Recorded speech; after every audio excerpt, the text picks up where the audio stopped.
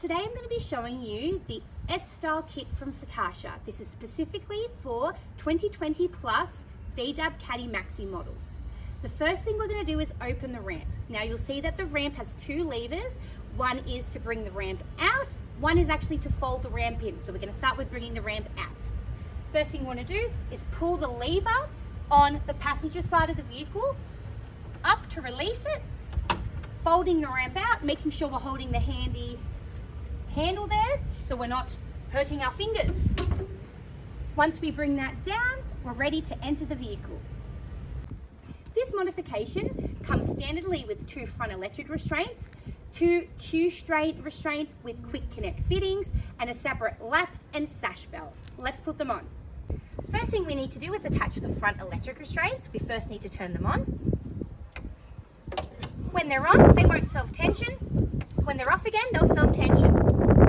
Bring these all the way to the car and attaching these to the front restraint points. The rear restraints can be found in a storage box found on the driver's side. Grab it and attach to the floor by sliding and turning.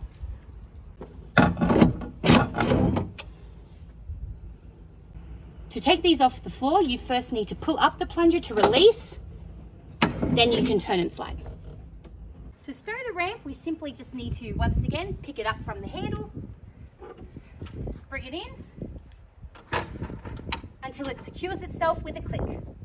A feature of this modification is the ability to fold the ramp in and flat to be able to use it as an everyday boot. All you need to do is pull the lever on the driver's side up and the ramp will fold inwards.